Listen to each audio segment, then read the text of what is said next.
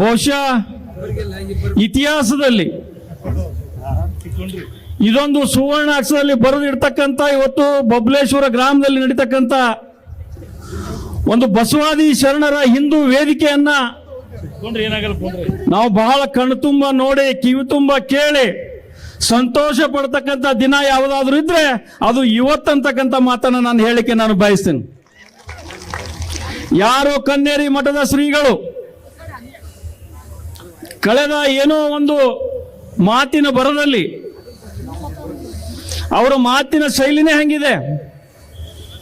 ಅವ್ರು ಮಾತನಾಡ್ತಕ್ಕಂಥ ಒಂದು ಎಲ್ಲರಿಗೆ ಪರಮ ಪೂಜರಿಗೆ ಅವ್ರ ಹಿರಿಯರು ಅವ್ರು ಮಾಡ್ತಕ್ಕಂಥ ಅನೇಕ ಕೆಲಸಗಳನ್ನು ನಾವು ನೋಡಿದ್ರೆ ಜೀವನದಲ್ಲಿ ನಾವು ಯಾರು 2% ಕೂಡ ನಮಗೆ ಮಾಡ್ಲಿಕ್ಕಾಗಲ್ಲ. ಅಂತ ಅಭಿವೃದ್ಧಿ ಕಾರ್ಯಗಳನ್ನು ಮಾಡ್ತಕ್ಕಂಥ ಯಾರಾದರೂ ಇದ್ರೆ ಅದು ನಮ್ಮ ಕಾಡು ಸಿದ್ದೇಶ್ವರ ಪರಮ ಪೂಜರು ಅಂತಕ್ಕಂಥ ಮಾತು ಹೇಳಿಕ್ಕೆ ನಾನು ಬಯಸ್ತೇನೆ. ಯಾರೋ ಪುಣ್ಯಾತ್ಮರು ಇವತ್ತು ವೇದಿಕೆ ಮುಖಾಂತರ ನಾನು ಕೇಳಲಿಕ್ಕೆ ಬಯಸ್ತೇನೆ. ಈ ಕಾರ್ಯಕ್ರಮ ಆಗಬೇಕಾದ್ರೆ ನಮಗೆ ಏನೇನು ಅಡಚಣೆ ಬಂದು ಅನ್ನೋದನ್ನ ಎಲ್ಲ ಪರಮ ಪೂಜರಿಗೆ ಕಾಡ ನಾನು ವಿನಂತಿ ಮಾಡ್ಕೋತೀನಿ. ನಿನ್ನೆ ರಾತ್ರಿ 12 ಗಂಟೆವರೆಗೆ ಬಹಳ ಜನ ಹೇಳ್ತಿದ್ರು ಯಾರು ಸ್ವಾಮಿಗಳು ಬರಂಗಿಲ್ಲ, ಬಬಲೇಶ್ವರದ ಕಾರ್ಯಕ್ರಮ ಆಗಂಗಿಲ್ಲ, ಮಂದಿ ಕೂಡಂಗಿಲ್ಲ. ಪುಣ್ಯಾತ್ಮರೇ ಬಂದು ನೋಡ್ರಿ, ಪರಮ ಪೂಜೆಯರು ವೇದಿಕೆ ಮೇಲೆ ಇರ್ತಕ್ಕಂಥ ಸಾಕ್ಷಾತ್ ದೇವರುಗಳನ್ನು ನಾವು ಇವತ್ತು ನೋಡ್ಲಿಕ್ಕೆ ಅಂತಕ್ಕಂಥ ಮಾತು ನಾನು ಹೇಳಿಕ್ ಬಯಸ್ತೇನೆ. ಆದ್ರೆ ಇವತ್ತು ಈ ಧರ್ಮದ ಆಧಾರ ಮೇಲೆ ಧರ್ಮವನ್ನು ಒಡೆದು ಆಳ್ತಕ್ಕಂಥವರಿಗೆ ಇವತ್ತು ತಕ್ಕ ಪಾಠ ಕಲಿಸ್ಬೇಕಂತಕ್ಕಂಥ ಮಾತು ನಾನು ಹೇಳಿಕೆ ನಾನು ಬಯಸ್ತೇನೆ. ಇವತ್ತು ಬಬಲೇಶ್ವರ ಗ್ರಾಮದಲ್ಲಿ ಪರಮ ಪೂಜಾ ಇವತ್ತು ಶಾಂತಿವೀರಪ್ಪರ ಆಗ್ಬೋದು, ಗುರುಪಾದೇಶ್ವರಿ ಅಪ್ಪರ ಆಗಿರ್ಬೋದು, ಇವತ್ತು ನಮ್ಮ ಪೂಜ್ಯರು ಇವತ್ತು ಅವರು ಮಾಡ್ತಕ್ಕಂಥ ಕೊಡುಗೆಗಳನ್ನ ಅನೇಕ ನಮ್ಮ ಬಬಲೇಶ್ವರ ಗ್ರಾಮದವರು ಪ್ರತಿ ದಿವಸ ಇವತ್ತು ಗುರುಪಾದೇಶ್ವರ ಅಪ್ಪನ ಗದಿಗೆಗೆ ನಮಸ್ಕಾರ ಮಾಡಿ ಅವರು ಮುಂದೆ ಕೆಲಸಕ್ಕೆ ಹೋಗ್ತಕ್ಕಂಥ ಪರಂಪರೆ ಇವತ್ತು ನಮ್ಮ ಬಬಲೇಶ್ವರ ಗ್ರಾಮದಲ್ಲಿ ನಡೆದಿದೆ. ಆದರೆ ಇವತ್ತು ಬಬಲೇಶ್ವರ ಅಂದ್ರೆ ಇದು ಧಾರ್ಮಿಕ ಪುಣ್ಯ ಭೂಮಿ. ಇಲ್ಲಿ ಶಾಂತವೀರ ಶ್ರೀಗಳು ಧಾರ್ಮಿಕ ಶೈಕ್ಷಣಿಕ ಕ್ರಾಂತಿ ಮಾಡಿರುವ ಫಲವಾಗಿ ಬಂತಾಳ ಶ್ರೀಗಳು ಜಿಲ್ಲೆಯಲ್ಲಿ ಬಿಎಲ್ಡಿ ಸಂಸ್ಥೆಯನ್ನ ಕಟ್ಟಿ ಇವತ್ತು ಅಂತ ಸಂದರ್ಭದಲ್ಲಿ ಮನೆ ಮನೆ ತಿರುಗಾಡಿ ಇವತ್ತು ಪಟ್ಟಿಯನ್ನು ಎತ್ತಿ ಇವತ್ತು ನಮ್ಮ ಮಕ್ಕಳಿಗೆ ಶಿಕ್ಷಣ ಕಲಿಸ್ತಕ್ಕಂಥ ಕೊಟ್ಟಂತ ಕೊಡುಗೆ ಯಾರಾದ್ರೂ ಇದ್ರೆ ಅದು ಪರಮ ಪೂಜೆ ಬಂತಾಳ ಶ್ರೀಗಳಂತಕ್ಕಂಥ ನಾವು ಯಾರು ಮರಿಬಾರ್ದು. ಇಂಥ ಪುಣ್ಯ ಭೂಮಿಯಲ್ಲಿ ಕೇಂದ್ರವಾಗಿ ಮಾರ್ಪಟ್ಟಿದ್ದ ನಮ್ಮೆಲ್ಲರಿಗೆ ಭಾಗ್ಯ ಅಂತ ನಾವು ಈ ಭೂಮಿಯ ಧಾರ್ಮಿಕ ಅನಾಚಾರವನ್ನು ನಡೀತಕ್ಕಂಥದ್ದು ನಾವೆಲ್ಲರೂ ಕಣ್ಣಾರ ನೋಡಬೇಕಾಗಿದೆ ಬಂಧುಗಳೇ. ಇವತ್ತು ಬಹಳ ಒಂದು ಈ ಭೂಮಿಯಲ್ಲಿ ಧಾರ್ಮಿಕ ಹಿಂದೂ ಶರಣರ ಮಹಾ ಸಮಾವೇಶಕ್ಕೆ ಇಲ್ಲಿನ ಪ್ರತಿನಿಧಿಗಳು ಸಂವಿಧಾನಬದ್ಧ ಹೊಟ್ಟು ತೆಗೆದುಕೊಂಡು ಸಮಾನತೆ ಏಕತೆಯನ್ನ ಪ್ರಮಾಣ ವಚನ ಸ್ವೀಕರಿಸಿದವರೇ ಈ ಧಾರ್ಮಿಕ ಕಾರ್ಯಕ್ರಮ ಮಾಡಕ್ಕೆ ಅಡ್ಡಿ ಹಾಕ್ತಕ್ಕಂಥ ಪುಣ್ಯಾತ್ಮರಿಗೆ ನಾವು ಯಾವ ಭಾಷೆಗಳನ್ನ ಹೇಳ್ಬೇಕಂತಕ್ಕಂಥದ್ದು ನಾವೆಲ್ಲ ವಿಚಾರ ಮಾಡಬೇಕು.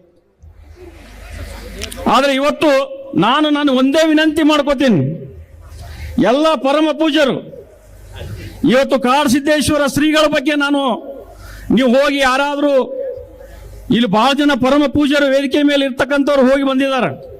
ನಮ್ಮ ಬಿಜಾಪುರ ಅವರೇನ ಬಹಳ ಕೋಲಾಪುರದ ಅಂತೇಳಿ ನೀವು ಯಾರು ಸೃಷ್ಟಿ ಮಾಡ್ತಕ್ಕಂಥ ಅವಶ್ಯಕತೆ ಇಲ್ಲ.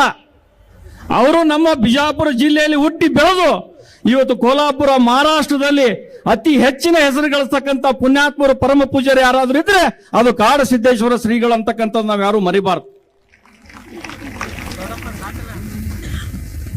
ನಾವು ಇಷ್ಟೆಲ್ಲ ಕಷ್ಟಪಟ್ಟಿವಿ ಸಾಕಂದ್ರೆ ಹೆಂಗ್ರಿ? ನೀವು ನಿಮ್ಮ ಬಗ್ಗೆ ಹೊಗಳುದಿಲ್ಲ, ನೀವು ಮಾಡಿದ ಕೃತಿಗಳನ್ನ ನಮ್ಮ ಮಂದಿಗೆ ನಾನು ಹೇಳ್ಬೇಕಾಗ್ಯದ. ಆದ್ರೆ ಇವತ್ತು ಪರಮ ಪೂಜ್ಯರು ಇವತ್ತು ನಿನ್ನೆ ಯಾವ ಪುಣ್ಯಾತ್ಮರು ನಿನ್ನೆ ಒಂದು ಸ್ಟೇಟ್ಮೆಂಟ್ ಅನ್ನು ಕೊಟ್ಟರು. ಆ ಸ್ಟೇಟ್ಮೆಂಟ್ ಕೊಡ್ಬೇಕಾದ್ರೆ ಆ ಪುಣ್ಯಾತ್ಮರಿಗೆ ನಾನು ಒಂದು ಕಿವಿ ಮಾತನ್ನ ಹೇಳಲಿಕ್ಕೆ ನಾನು ಬಯಸ್ತೀನಿ.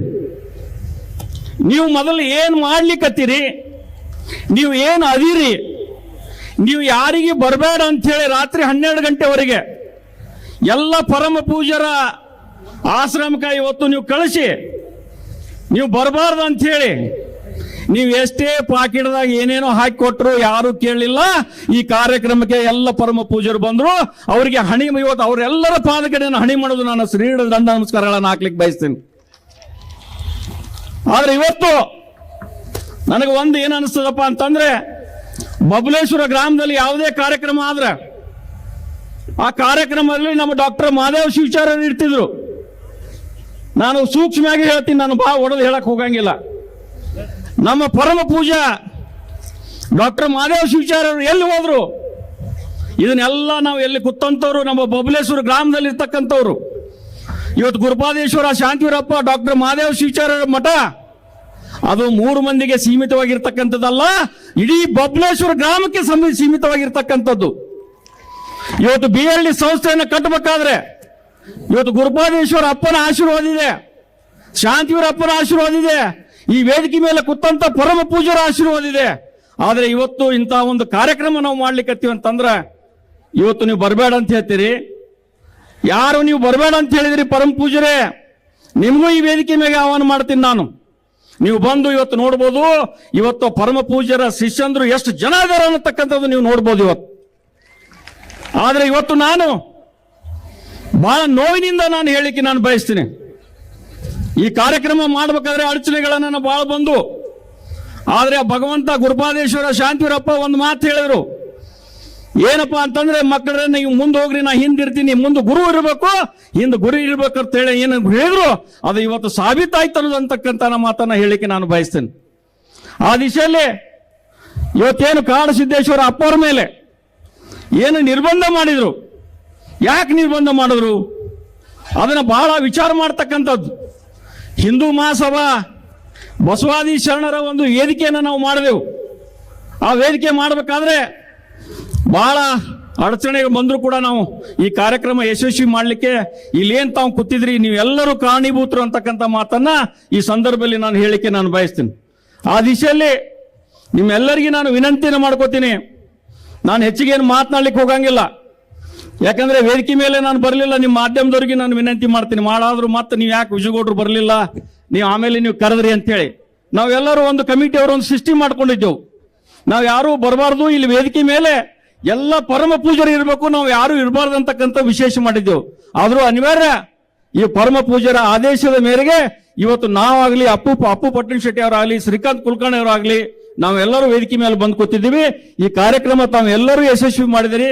ನಿಮ್ಮೆಲ್ಲರಿಗೆ ಕೈ ಮುಗಿದು ನಿಮ್ಮೆಲ್ಲರಿಗೆ ಪ್ರಾರ್ಥನೆಯನ್ನು ಮಾಡಿ ನಾನು ಹೆಚ್ಚಿಗೆ ಮಾತನಾಡಲಿಕ್ಕೆ ಅವಕಾಶ ಮಾಡಿಕೊಟ್ಟಿದ್ರಿ. ತಮ್ಮೆಲ್ಲರಿಗೆ ಧನ್ಯವಾದಗಳನ್ನು ಹೇಳಿ ನಾನು ಒಂದೆರಡು ಮಾತುಗಳಿಗೆ ವಿರಾಮ ಹೇಳ್ತೀನಿ.